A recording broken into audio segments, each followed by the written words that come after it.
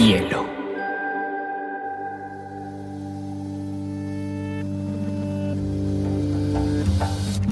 Coincide con la noción de estilo tal como se define en el diccionario. La lectura debe ser una de las formas de la felicidad y no se puede obligar a nadie a ser feliz.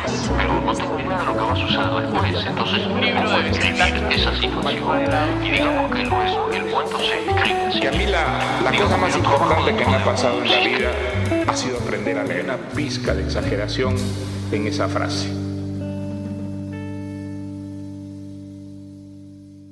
Oigan, aprovechando la fiesta del libro en Medellín, que trajeron una súper invitada de Argentina, que además me siento muy orgullosa porque es amiga mía, es de esas amigas de redes que ahora son amigas en carne y hueso, que son mis favoritas, que es Mara Belén Parra, que es editora y cofundadora de la editorial Fera y que me hace muy feliz traerla desde la Patagonia hasta aquí. Mara, qué rico tenerte por acá. Hola Majo, hola Medellín, hola Colombia, estoy feliz, es mi tercera vez en este país y casi siempre vengo por motivos literarios, así que esto es una verdadera fiesta. Mara tiene un perfil además muy curioso, imagínense, yo me enamoré del trabajo que hace Mara porque ella, que es administradora de empresas, un día se le ocurrió sentarse con una amiga y arrancar un proyecto editorial, que además es una tarea casi que absurdamente utópica y titánica, y le ha ido súper bien. De hecho, Mara, mi libro favorito, que tú me lo regalaste y gracias a ti leí a Virginia Woolf, es La habitación propia. Cuéntanos un poquito de este proyecto editorial y qué haces acá en Colombia y cómo fue esa semillita y ese surgir. Puedo ir para atrás mucho, pero voy a ir a un momento. Fera empieza como una marca de papelería y en un momento nos damos cuenta que había tanta ilustración, tanta frase de escritores, de artistas, tanto mensaje para dar, que decidimos hacer un libro. Y después otro, pero en un momento yo dije, no, esto es muy difícil, yo me tengo que formar. Y me meto a la carrera de edición en la UBA, pero en algún momento en el medio voy y hago un curso de verano corto de un mes de edición en Madrid. Y todos mis compañeros habían estudiado letras. Y ellos eran muy tesos, como dicen acá, y sabían muchísimo. Y yo no sabía, yo sabía como lector amateur, pero no venía de la academia, la maldita academia. Entonces yo noté mucho en ese taller lo que a mí me faltaba para hacer un proyecto editorial grande, o interesante, o profundo, o legítimo. Entonces lo que pasó fue que de ese taller yo tenía que salir con un proyecto. Y mi proyecto fue hacer clásicos comentados de la literatura para que todos tengamos las mismas herramientas frente a un texto difícil o imponente. O sea, surge de la más pura necesidad auténtica de decir, yo quiero saber tanto como ellos, trabajemos en libros que faciliten eso, pero no con notas del pie aburridas, en letra 8, blanco y negro. Entonces la edición es ilustrada, tapa dura, con dorado, comentada en colores, subrayada, y tiene, lo más interesante, a una especialista invitada a que comente un cuarto propio. También tenemos Frankenstein, también tenemos otros, y esa especialista conecta mucho con la obra de Woolf, por ejemplo, y hace que nosotras también. Mira, estás tocando un tema que me parece esencial y creo que fue la razón además por la que entendí Virginia Woolf, porque nunca en la vida la había entendido y te había dicho, me cuesta mucho trabajo sentarme con Virginia Woolf porque no la entiendo y me siento muy bruta. Y claro, cuando me llegó tu edición de Un cuarto propio, tenía lo que un buen lector debe hacer, muchachos, y es subrayar, anotar, preguntarse, interactuar con el texto. Imagínate que yo doy muchos cursos. Tengo un curso espectacular en doméstica que se llama Leer para Escribir y me contratan mucho para dictar cursos de hábitos de lectura. Y lo primero que le enseño a mis estudiantes es lo siguiente. Si ustedes quieren ser buenos lectores, hay que interactuar con el texto. Y interactuar significa rayar las páginas, subrayarlo, anotarlo.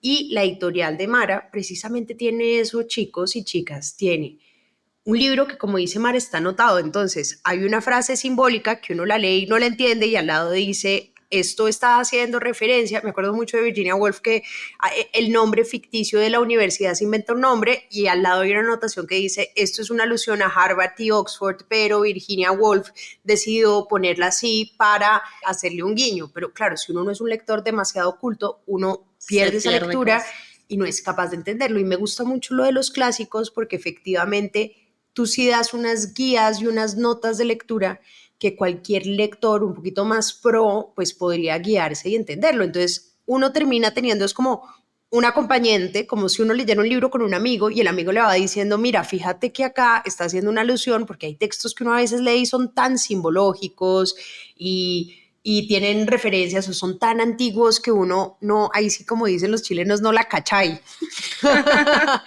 Pero me parece muy importante eso. ¿Cómo ha sido además tu experiencia como lectora de subrayar y perderle el miedo a anotar y todo? Cuéntanos por qué eso fue importante en un proceso de lectura y de libros.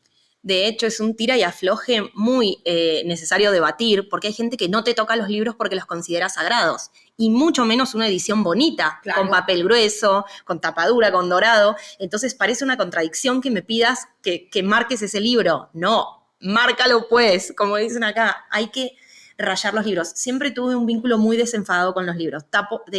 Subrayo, doblo la esquinita, marco con lapicero, con bolígrafo, no solo con lápiz negro, porque a mí nada me gusta más que agarrar un libro un tiempo después y ver qué me había impactado. O sea, Claro, es una bitácora de mi propia experiencia de lectura en el tiempo. total. Y bueno, no me encanta citar a Borges, pero toca hacerlo. Borges tiene una frase que dice, la duda es uno de los nombres de la inteligencia. La voy a repetir. La duda es uno de los nombres de la inteligencia. Es decir, que no hay que agarrar un libro creyendo que uno se las sabe todas o que después de leer ese libro se la va a saber todas. Que si uno se queda con dudas, con preguntas, si uno reconoce que hay cosas que no entiende, uno se está abriendo paso a la sabiduría. En cambio, si uno dice, yo esto entendí todo, ya está, cierro como paquetito, aquí no ha pasado nada, ahí no hay crecimiento. Entonces, hay que atreverse a dudar y hay que atreverse a no saber. Y ahí hay otra cosa y es, claro, una de las cosas que me llama la atención es que el cerebro humano necesita mucho la comprensión para mantener la atención. Entonces, muchos estudios demuestran que cuando uno está acercándose a un texto difícil, como a uno le pasa con Virginia Woolf, que les recomiendo muchísimo el episodio que hicimos de Virginia Woolf con todos las guías y consejos de lectura, es que, claro, como Virginia Woolf tiene una cosa que se llama el flujo de conciencia. Si uno no tiene ni idea qué diablos es el flujo de conciencia y no entiende que es que esta señora está mezclando lo que piensan, lo que hacen, lo que sienten, el recuerdo, el pasado, el presente, todo en una misma frase, pues uno no entiende ni jopo y dice eso, soy brutísimo, no quiero seguir leyendo. Cuando en realidad a veces es el tipo de cosas que hay que preguntarse para no solamente valorar al escritor, sino también para valorar el proceso. Sí, creo que hay que entregarse al delirio de cada autor y en el caso de Virginia Woolf, estos flujos de conciencia que no son frases, son párrafos y a veces páginas enteras, donde como dice, bueno, hoy se habla mucho del multiverso, es como una especie de multiverso con muchos mundos paralelos sucediendo al mismo tiempo. Uno tiene que entregarse a eso y no tratar de entenderlo con la razón, oración por oración, sino Con la emoción. ¿a dónde me llevó de viaje esto? ¿Qué laberinto es este? A mí, Mara, yo sé que es el colega tuyo y lo acabas de nombrar, pero a mí, por ejemplo, Jorge Luis Borges me parece muy retador de leer. Yo leo el Aleph y solo espero el día que tú hagas la versión del Aleph para que yo la pueda entender, a ver si entiendo la mitad, porque siento que solo entiendo la mitad. A lo mejor el público colombiano me da coraje, porque fíjense esto, más allá que hay una cuestión de derechos importante, no con Borges, sino en general, todos estos clásicos o están libres de derechos o uno tiene que encontrar quiénes son sus herederos, quiénes son las agencias literarias que manejan esos derechos, y esa información no está en ningún lado. Te llega, vos que sos PR, te morís. Alma de PR tiene Majo. Te morís porque es un jengibre, un rizoma de contactos donde uno conoce a un editor o a un distribuidor que publicó esa obra, pero después resulta que no, porque eso era prestado con un contrato especial y no lo tiene en otro país, una agencia, ¿qué tal? Entonces, dar con cada agencia... Es un trabajo larguísimo, eterno. Es un trabajo eterno y uno no puede publicar sin el permiso y las autorizaciones de cada heredero y de cada albacea. Total. Entonces, bueno, más allá del reto de los derechos de autor para llegar a cada escritor o escritora, en nuestra editorial y en nuestra colección de Mujeres que leen mujeres tenemos la pequeña traba de que son mujeres. Y ahora todo el mundo me pide, quiero Drácula, quiero Dr. Jekyll y Mr. Hyde, quiero Borges. Y yo como, pero esta era una colección para visibilizar el trabajo de las mujeres y ahora ¿yo qué hago? Claro. Y digo, bueno, cuando tenga varios, porque hay 3 y 2 en proceso, en work in progress, cuando tenga varios ya por ahí visibilicé lo suficiente y ya me atrevo, porque ahora, ¿cómo me voy a traicionar a mí misma con esa primera premisa? Claro. Pero es que los lectores demandan clásicos comentados escritos por quien sea.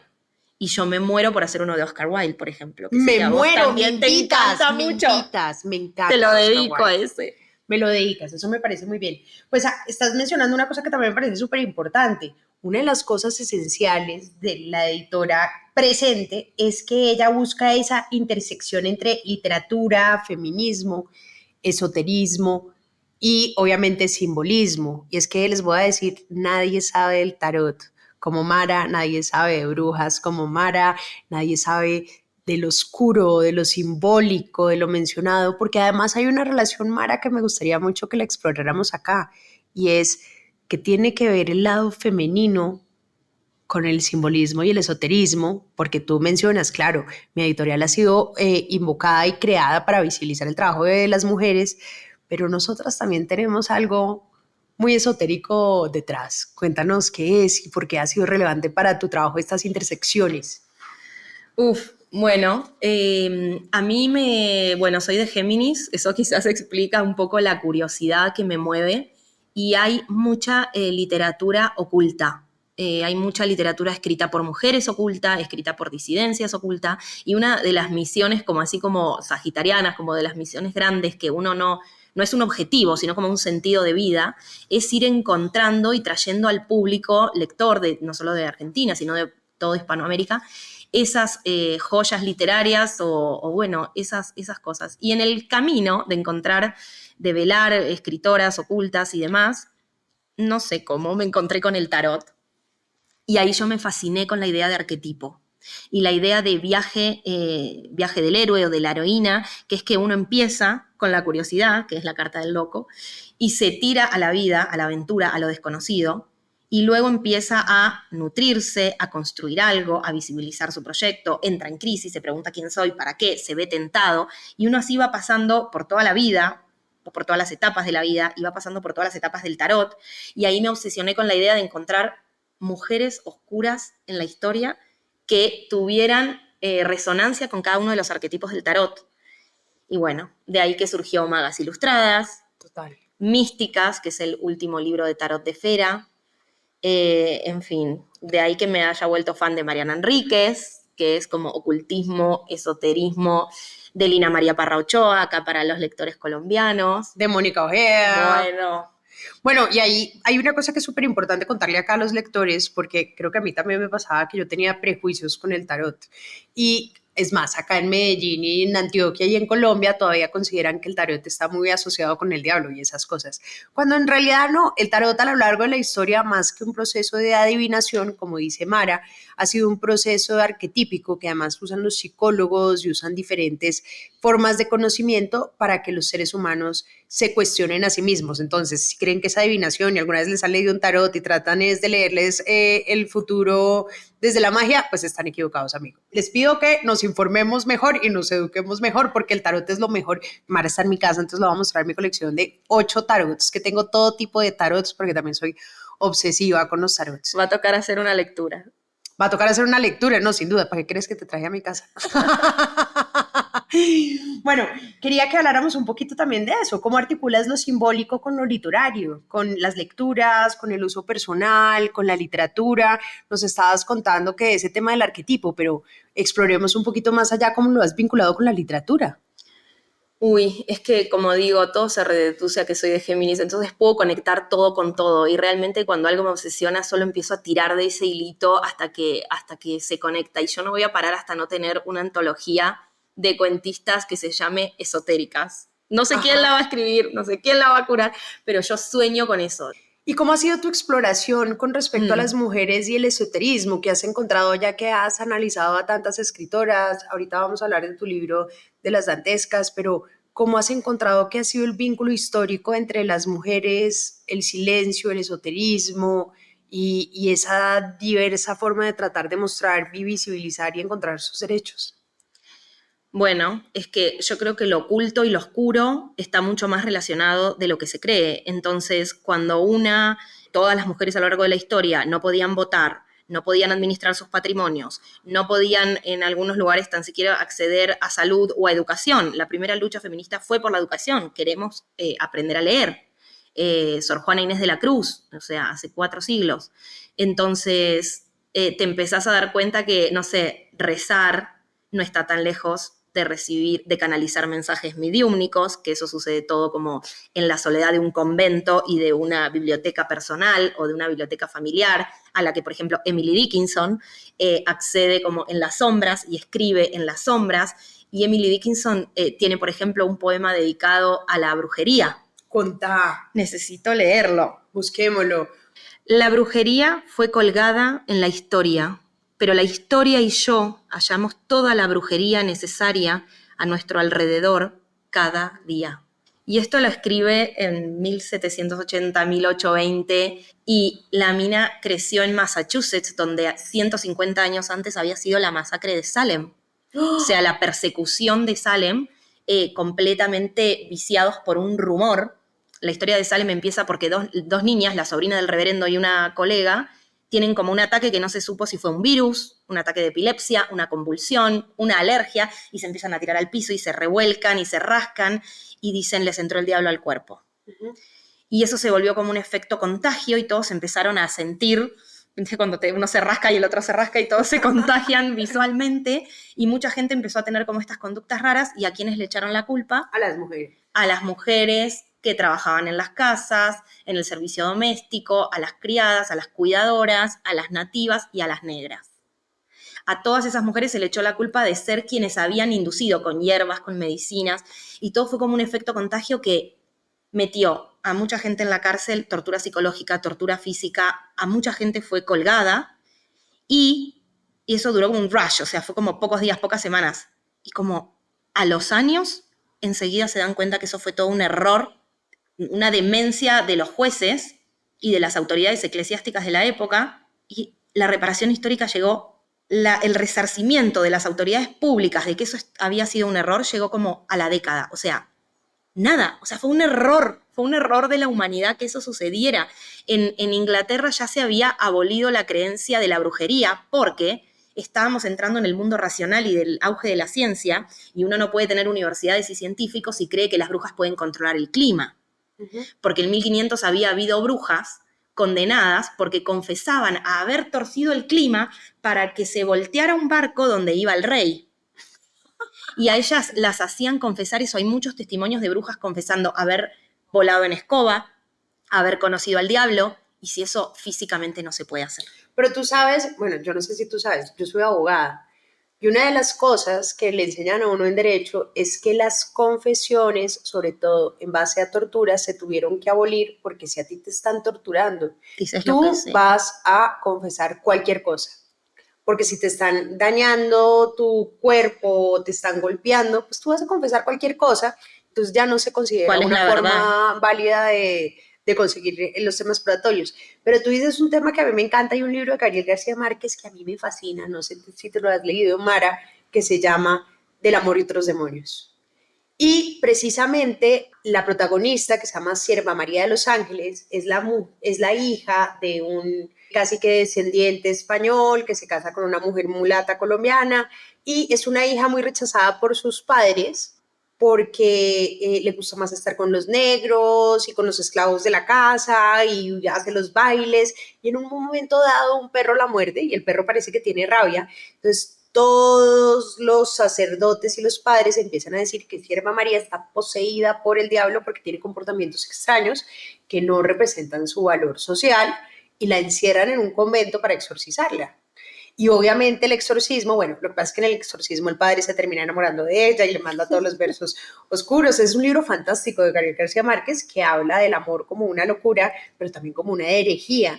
Pero nosotros también en Latinoamérica hemos tenido este debate, pues a nuestros indígenas, en los Carijona, por ejemplo, que cuidaban la Amazonía en la época de las caucheras, los mataron a todos porque ellos adoraban al dios jaguar y al dios anaconda, y entonces claro, todas estas representaciones indígenas, que además Mariana Enríquez, la colega de ustedes, la gran escritora argentina, lo maneja muy bien, es como nosotros también en América Latina hemos borrado nuestra historia porque ha ido en contra de las narrativas y las identidades de las iglesias católicas, y ha sido todo considerado brujería, herejía, y creemos que no, pero está consciente y está presente en todas partes, solo que hay una versión única de la historia que a veces es lo que es tan interesante cuestionarla desde la literatura. Excelente. Bueno, en el libro Místicas hablo mucho sobre eso, investigo a muchas mujeres que tuvieron que esconder de alguna manera sus dones, sus búsquedas medicinales, sus búsquedas espirituales, como la reina del vudú en Nueva Orleans, Marie Laveau. ¿Hay una reina del vudú? Hay una reina del vudú en New Orleans que a vos que te gusta ir a cementerios y a tumbas y todo, tenés que ir a visitar. Y ella, bueno, ahí hablo, por ejemplo, en el capítulo de ella, que sobre la revolución haitiana, que fue la primera revolución de toda Latinoamérica en descolonizarse, ¿no?, de los colonos, y esa fue motivada por el vudú, porque los líderes religiosos de esta religión africana que llegó a Latinoamérica con los esclavos, los líderes religiosos cantaban en los cantos y en los rezos palabras para la liberación, y ellos bailaban como que viva la patria, pero de otro modo, y con eso cogieron la fuerza entre todos para dar la gran batalla a los españoles armados. Entonces, de Haití fueron muchos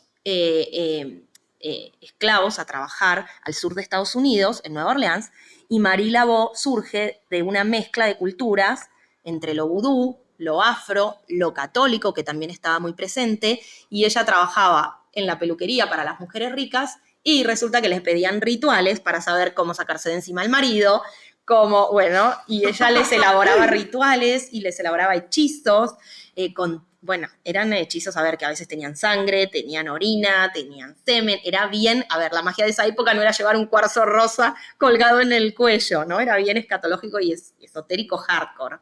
Pero bueno, es fascinante, fascinante. Y la reina del vudú también tenía muñecos vudú, sí, o sea, esa imagen que uno tiene de los alfileres y lo que ve. Un poco, se fue comercializando, pero el vudú... Eso sí suena un poquito miedoso. Pero es que el vudú es lo mismo, me encanta, porque es lo mismo que ella acaba de decir. ¿Saben por qué el vudú pasó a la historia como una religión dark? ¿Por qué? Porque los católicos contaron el vudú. Los católicos, los cristianos nos explican el vudú como la magia negra, y a ver, que sí que se sacrifican gallinas en algunos lugares del Perú todavía, lo sé, me consta, pues yo voy a Perú a hablar de tarot y me dicen tenés que tener cuidado con eso, y ellos me lo dicen con conocimiento de causa. Claro, no saben que lo interpretamos de otra manera, como un arquetipo, como un espejo y demás. Pero el vudú era las deidades de la naturaleza, por eso estaban los fluidos reales. El vudú eran los altares de flores, y las flores se pudrían en esos altares hasta que se cumplía el hechizo, por ejemplo. Bueno, y así muchas cosas. Después todo se fue tergiversando. Venga, Mara, ¿y usted cree en la magia negra? Claro que sí. Yo creo... ¿Y en la magia blanca? Yo creo en todo, ¿no? ¿Tú crees en todo? Bueno, Mariana Enríquez fue que dijo que no creía en nada, ¿no? No, total. Lo dijo en este Imagínense, podcast. yo les voy a decir una cosa, o sea, Mariana Enríquez es la ídola de las grandes escritoras, o sea, es la más fascinante, o sea, es además... Es como haber entrevistado a David Bowie, o sea, yo creo que lo que pasa es que en Colombia no la conocen tanto, Mara, pero yo el día que entrevisté a Mariana Enríquez dije, me puedo morir tranquila, porque además esa obra de Mariana Enríquez es alucinante. Y ella escribe precisamente sobre muertos, sobre fantasmas, sobre cosas sobrenatural, y todos creíamos que Mariana Enríquez era un ser también oscuro que creía en la magia negra. Es oscura, pero no cree en la magia. Pero no cree en la magia negra, no cree en nada. Entonces yo le entrevisté acá y me dijo, no, yo no creo en nada de eso. Lo mismo que Lina María Parra, la colombiana, también le dije, ¿tú crees en eso? Y me dijo, pues no. Entonces uno dice, claro, esa línea entre la ficción de todo lo que nosotros queremos creer, asustarnos, sentir el horror, el terror, y que en realidad a veces hay una línea muy delgada entre el creer y el no creer. Yo creo que existen como mecanismos necesarios para acudir a algo más allá de lo que veo y lo que puedo explicar. Yo creo que tengo que creer y que la gente tiene que creer que si hace tal cosa o cual otra, sucede la sincronía y suceden las apariciones y suceden las escuchas. Yo creo que no se puede creer solamente en la materia. Ahora, de ahí a que me digas que me ha pasado, de ver a una niña en una tienda esotérica comprando el hechizo de la vela blanca para anotar que si escribe talla en la vela el nombre de la materia va a aprobar el examen, ¿entendés? Y esto lo vi en España, en Barcelona. Una niña comprando el hechizo de la vela blanca con las instrucciones y la señora le explicaba que tenía que escribir la materia y iba a aprobar. Claro que no. Por favor. Total. Y yo tampoco creo que se pueda enamorar a nadie a punta de hechizo de vela. o por lo menos a mí no me ha funcionado muy bien. Ni enamorar ni desenamorar. La magia existe para que hagamos rituales mientras vivimos la vida de carne y hueso, que es donde pasa todo. Yo creo profundamente en la magia de los libros. Y creo que los libros y la literatura son mi particular religión. Eso me parece muy hermoso. Quería que habláramos de Dantescas, que es la última obra de Fera. Bueno, primero obviamente les tengo que recomendar que se lean Un cuarto propio de Fera, que es la mejor edición del planeta. Y este libro de Dantescas, que me ha parecido fascinante porque esta pelada, esta querida mía que está acá, eligió unos tremendos personajes, pero les voy a leer los nombres. Mariana Enríquez, Silvina Ocampo, Mónica Ojeda, Emilia Pardo, mejor dicho, las Clarice Lispector, entre muchas otras por no mencionar, y escogió unos cuentos.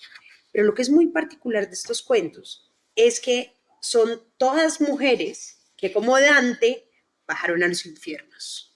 Por eso se llaman dantescas, porque claramente lo que ella trata de mostrar es cómo las mujeres, y sobre todo en estos cuentos, que además son de épocas muy diferentes, de momentos muy diferentes en la historia, representan muchas de las dificultades que hemos enfrentado las mujeres con respecto a violencia del género, con respecto a maltrato, con respecto a discriminación, con respecto, además de muchísimos elementos, que ahí sí que escoge una mezcla entre, además, lo que ellas han representado desde el mundo desconocido, desde el mundo considerado invisible, pero también desde lo que nos hace particulares a las mujeres, desde la intuición, desde la rebeldía, desde la valentía. Y la verdad es una combinación bien particular. ¿Por qué no hablamos de estas historias y de estas dantescas, amiga mía? Bueno, yo hablé hace un rato de derechos y me acuerdo que cuando empezó este libro nosotros le dijimos a María Fernanda Ampuero, escritora ecuatoriana de terror, tenés que elegir entre 8, 10 y 12 cuentistas ya fallecidas hace más de 70 años, como Mary Shelley, como, bueno, Virginia Woolf no es de terror, pero ya fallecida. Y ella ¿cómo así? Si hay un montón de escritoras vivas que están escribiendo sobre esto.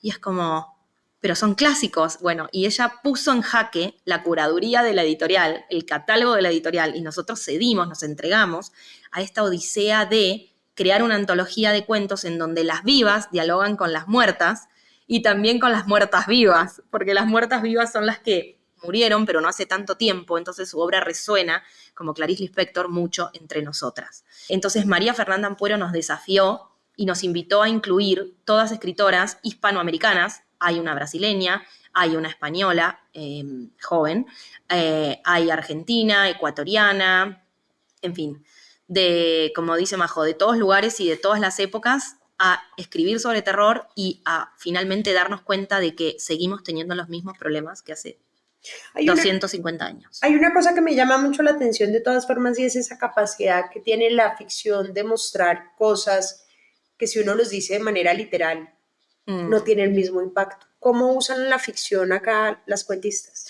Bueno, una de las más interesantes es el cuento de El huésped, de Amparo Dávila, una mexicana ya fallecida, porque en El huésped hay una criatura que se llama el huésped, que no sabemos qué clase de criatura es, que el marido se va de la casa y le deja, te voy a dejar un huésped en la casa. Y esas dos señoras, la madre de familia y la señora que trabaja en la casa limpiando, y las criaturas tienen que lidiar con este personaje, el huésped siniestro, que se está quedando como en el cortijo atrás de la casa y que rajuña las paredes y que grita y que sale de noche y que no entienden por qué el marido se los dejó ahí. Y pasa todo el cuento de ellas tratando de combatir con esa criatura y al final no sabemos qué clase de criatura es el huésped. Sabemos que tiene los ojos amarillos y que es masculino. Entonces, ¿quién es el huésped? ¿Es el marido cuando está borracho? ¿Es un pacto de caballeros? ¿Es otro hombre que mandó el marido a la casa a ejercer la violencia? ¿Es el fantasma del marido que se fue y dejó como esa violencia implícita en la casa? ¿Qué es el huésped? El huésped es un agujero, es un vacío y es un cuento icónico para representar la violencia de género. Y en línea con esto está también El empapelado amarillo de Charlotte Perkins Gilman, que fue una escritora estadounidense de la misma época que Virginia Woolf, mucho menos famosa, pero su cuento del papel amarillo sí es famoso, donde ella tiene una crisis posparto, pero en ese momento no existía eso, entonces a ella le diagnostican locura, y la mandan a recluirse a una finca con el marido, que era justamente quien la estaba como hinchando las pelotas, como decimos en Argentina, y ella se empieza a obsesionar con los dibujos que ve en el tapiz amarillo de la habitación esa donde ella se siente muy encerrada, hasta que empieza a ver cosas. Y bueno, no quiero spoilear porque lo tienen que leer, pero es la representación de la violencia psicológica cuando una mujer está puérpera, y eso lo escribió hace 100 y pico de años. Claro. Y Wow. yo creo que estos son libros, además, y son cuentos que muestran mucho un tema que es la salud mental. Y esa línea delgada entre que a las mujeres nos han dicho que estamos locas, que nos estamos inventando todo, de histérica, que es una de las palabras que más nos han dicho en la vida. Y a la protagonista del libro le dicen que es una histérica. Histeria viene del griego iatera, que significa matriz. Los antiguos griegos consideraban esta enfermedad como movimientos o vibraciones del órgano reproductivo femenino. La histeria era una enfermedad del útero ardiente. Entonces, fíjense que es la explicación también de la historia de por qué las mujeres somos unas histéricas. El deseo, básicamente, no tolerar el deseo de la mujer. Pero quiero contarle un poquito a nuestros seguidores y a los que nos acompañan siempre hermosamente en estos episodios, y es, fíjense, entonces, tienen los cuentos, pero entonces los cuentos, por ejemplo, El huésped de Amparo Dávila empieza: nunca olvidaré el día que vino a vivir con nosotros. Mi marido lo trajo de regreso a un viaje. Todo está escrito en negro y la palabra viaje está en rojo. Y al lado, en el margen, dice viaje. Sí, vino de otro sitio, no pertenece al hogar, es un extraño. En esta primera línea ya se dibuja el Uxleim, lo siniestro del que hablaba Freud. Entonces, este es el comentario, pero muy bien puesto en el margen, del que hablaba Fera, que es importante de estos libros y esta editorial, y es que va dándole a uno guías específicas para tener una lectura mucho más profunda del texto.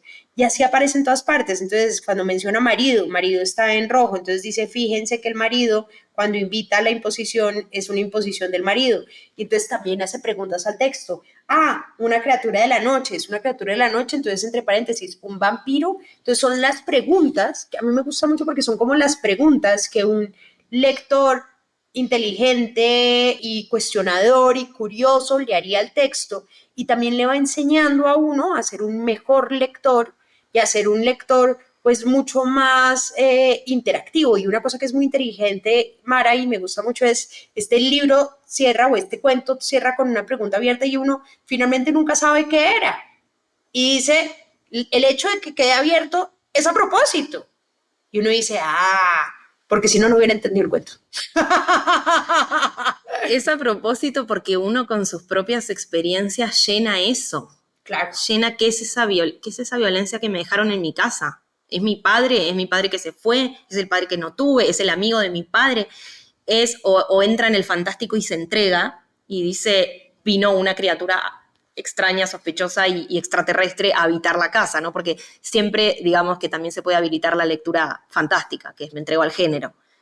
Hablemos de Silvina Ocampo, que es también una autora que en Colombia casi no se conoce y que tú nos puedes dar un contexto de por qué es relevante, de qué hay que leer de ella y por qué la incluiste en esta antología.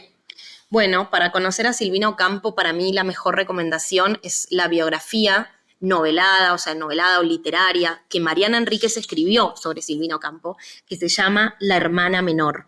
La publicó Anagrama, así que espero que se pueda conseguir acá en Colombia o en toda Latinoamérica. Y en este cuento incluimos a Silvina Ocampo, que es la hermana menor de una familia muy aristocrática y culturalmente influyente en Argentina. De hecho, Victoria Ocampo era editora, tenía una revista, se mandaba cartas con Virginia Woolf, y fue quien trajo las primeras traducciones de muchos grandes escritores europeos a la Argentina a comienzos y mediados del siglo XX. Todo esto fue Victoria, la hermana mayor, ordenada y pulcra de Silvina Ocampo. Silvina Ocampo era la hermana menor, era la rebelde, era la que tardíamente se puso a escribir cuentos y tenía que fumarse, como decimos en Argentina, recibir las críticas de su hermana mayor, la super señora Victoria. Y acá le incluimos el cuento Las esclavas de las criadas. Silvina Ocampo tenía una fascinación por el personal de limpieza, por las criadas, pero una fascinación genuina. Prefería juntarse con ellas cuando era niña que con su familia aristocrática tan protocolar. A Silvina Ocampo, cuando se le muere una de sus hermanas, se lo explican, la muerte se la explican las criadas que trabajaban en la casa y no la madre, porque así de duro era el corazón en esa época. Entonces ella encuentra la libertad, el juego e incluso esta posibilidad de cruzar los límites en, por así decirlo, las clases bajas de la ciudad. Y escribe muchos cuentos sobre los barrios populares, sobre las prostitutas, sobre los sótanos. Y bueno, en Las esclavas de las criadas, es muy irónico, porque hay una casa de bien donde una señora está enferma y todas la van a visitar a la señora y le quieren robar a su criada, porque su criada, Perla, es espectacular, era como una perla, dice, y infiere ahí que podrían llegar a tener un vínculo amoroso, esa señora de bien que estaba enferma, y su criada, porque la criada no la quería cambiar por nada del mundo y no se quería ir con las otras chirusas que se la querían robar.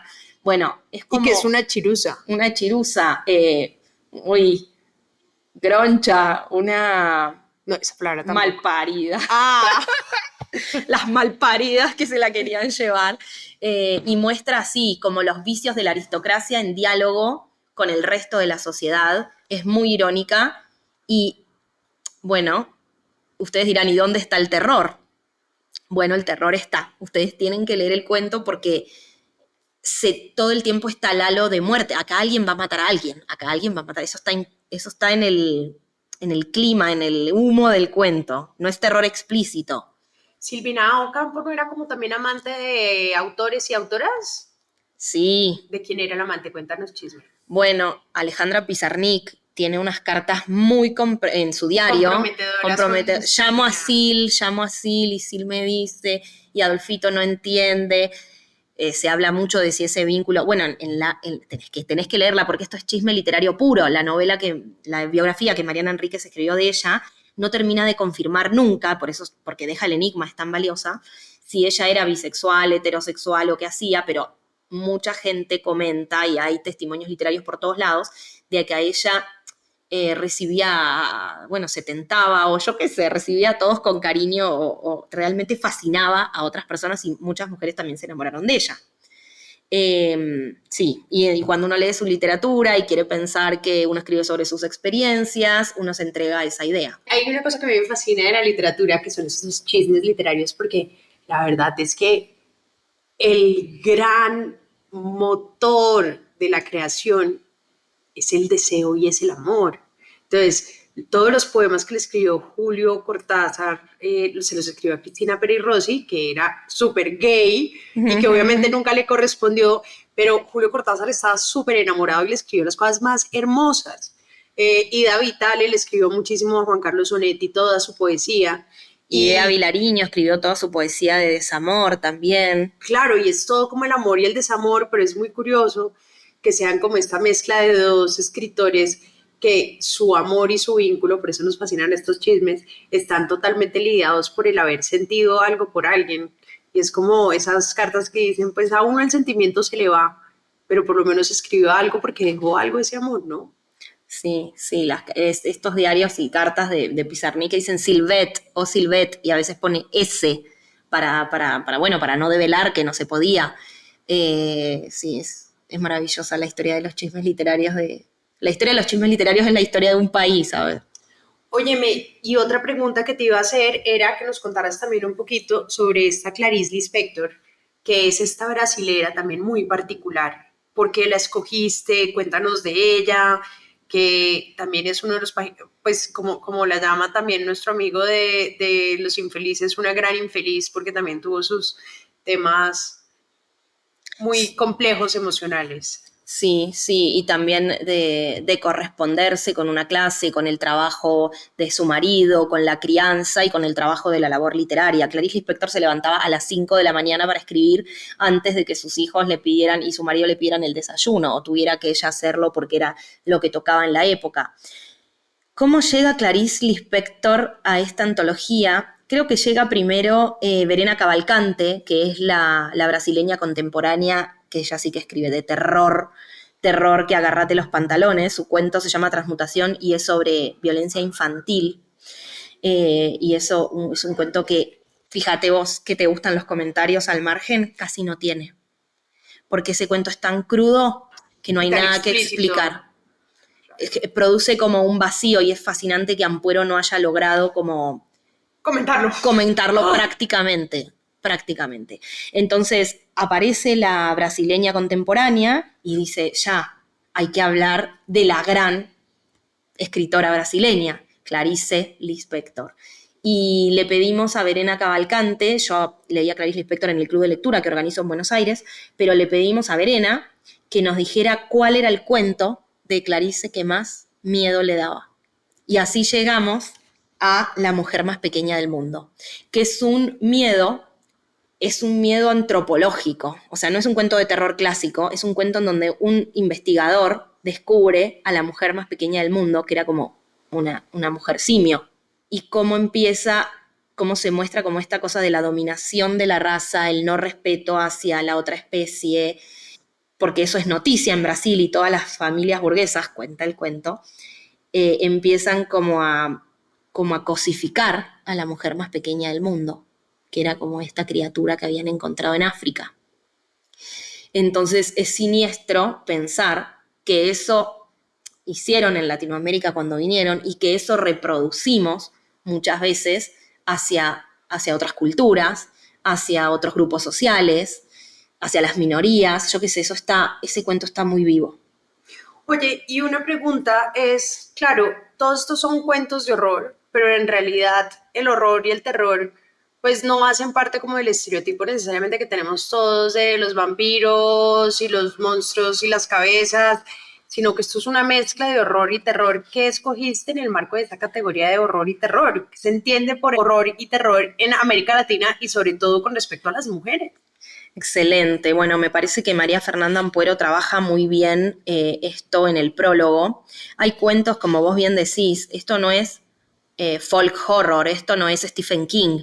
O sea, acá está Mariana Enríquez con un cuento que te cagas de miedo, perdón la palabra, con un barrio de Buenos Aires, Constitución, que es bien heavy, con violencia, con mutilación, con todo, pero también está el horror cotidiano que creo que ese es el gran clic del de mediados del siglo XX, que es decir, el terror tradicional viene de Europa, de los bosques, de los castillos y de las criaturas mitológicas que uno se puede encontrar como un fantasma o como un medio hasta Harry Potteresco, y llega a Latinoamérica y nos damos cuenta, o mismo a Estados Unidos con Shirley Jackson, y nos damos cuenta que el terror puede ser tu hijo, puede ser parir, puede ser tu marido, puede ser tu vecino.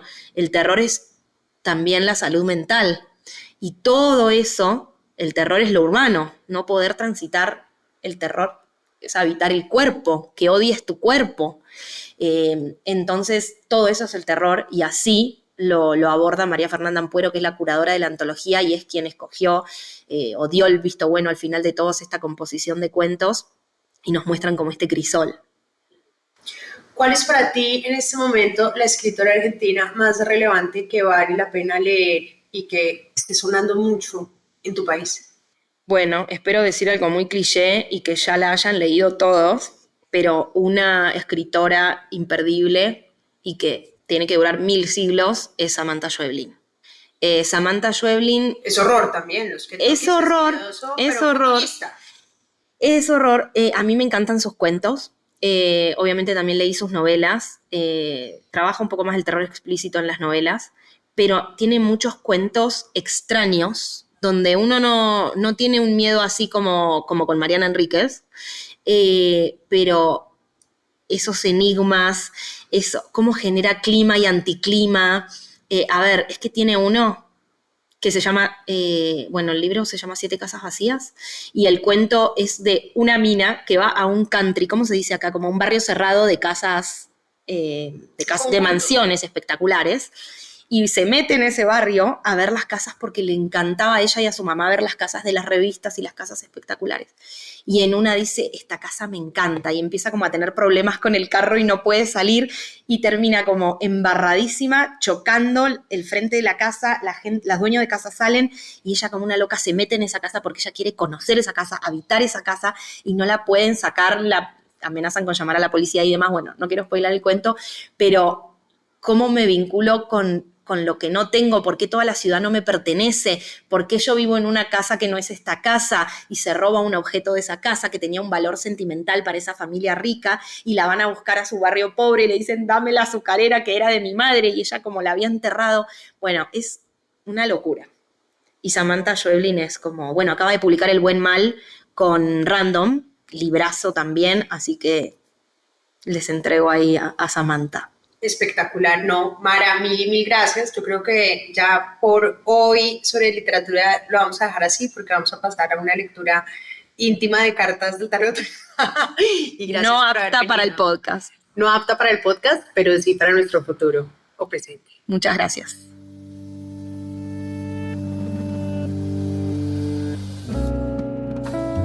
Este es un podcast para contagiar el amor por los libros, porque no hay mejor forma de incentivarlo que desde la divulgación. Ser promotor de lectura es un hobby, pero también un reconocimiento y un agradecimiento implícito a aquellas personas que en nuestra vida nos acercaron a los libros.